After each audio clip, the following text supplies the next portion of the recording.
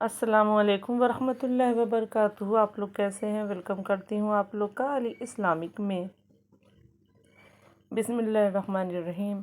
چہرے خوبصورت ہو یا نہ ہو، الفاظ خوبصورت ہونے چاہیے، کیونکہ لوگ چہرے تو بھول جاتے ہیں مگر الفاظ ہمیشہ یاد رکھتے ہیں۔ نیکی کو حقیر مت سمجھے۔ نبی کریم صلی اللہ علیہ وسلم نے فرمایا، ایک درخت کی ٹہنی راستے میں تھی، اس سے لوگوں کو تکلیف ہوتی تھی، ایک آدمی نے اسے ہٹا دیا تو اسے جنت میں داخل کر دیا گیا۔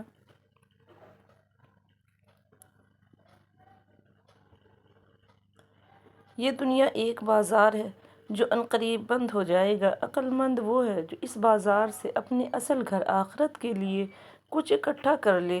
اللہ رب العزت ہم سب کو آخرت کی تیاری کی توفیق عطا فرمائے۔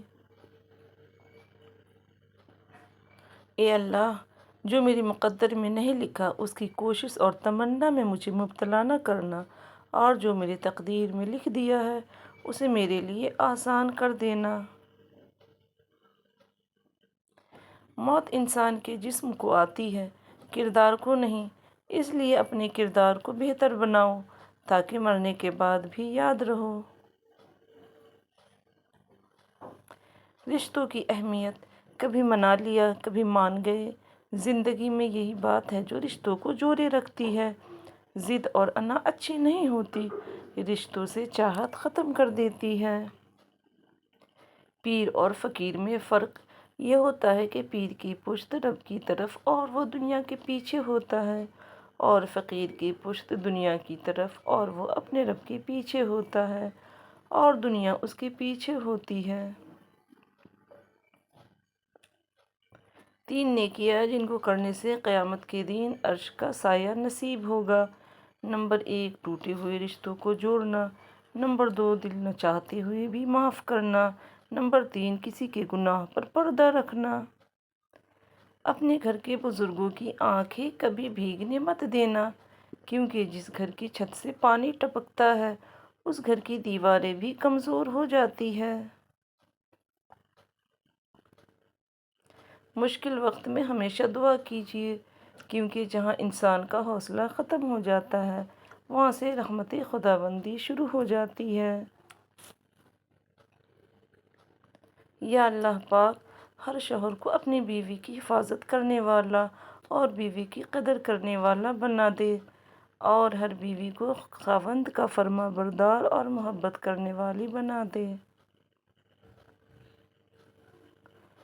مغفرت کائنات میں کوئی اتنی شدت سے کسی کا انتظار نہیں کرتا جتنا اللہ اپنے بندے کی توبہ کا انتظار کرتا ہے۔ اچھا سوچے اور اچھا بولے، کیونکہ بدگمانی اور بدزبانی 2 ایسے عیب ہیں جو انسان کے ہر کمال کو زوال میں بدل دیتے ہیں۔ فرمان حضرت علی، دنیا کے ہر حاکم سے نفرت اس کے ظلم کی وجہ سے کی گئی ہے، جبکہ میں وہ حاکم ہوں جس سے دشمنی اس کے عدل کی وجہ سے کی گئی۔ جو لوگ آپ سے حسد کرتے ہیں ان کو آپ کی خوبیوں کا سب سے زیادہ علم ہوتا ہے۔ جو لوگ آپ کے پیٹھ پیچھے برائی کرتے ہیں وہ آپ کی اچھائیوں سے خوفزدہ ہوتے ہیں، اور جو لوگ ہارا ہوا دیکھنا چاہتے ہیں در حقیقت وہ لوگ آپ سے جیت نہیں سکتے۔ اس لیے زندگی میں ہر اس شخص سے خوش رہیں جو آپ سے ناخوش ہو۔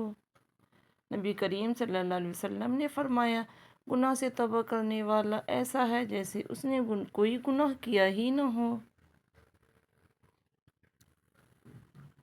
کبھی بھی کسی کو نیچی نظر سے مت دیکھو، کیونکہ تمہاری جو حیثیت ہے یہ تمہاری قابلیت نہیں بلکہ اللہ کا تم پہ کرم ہے۔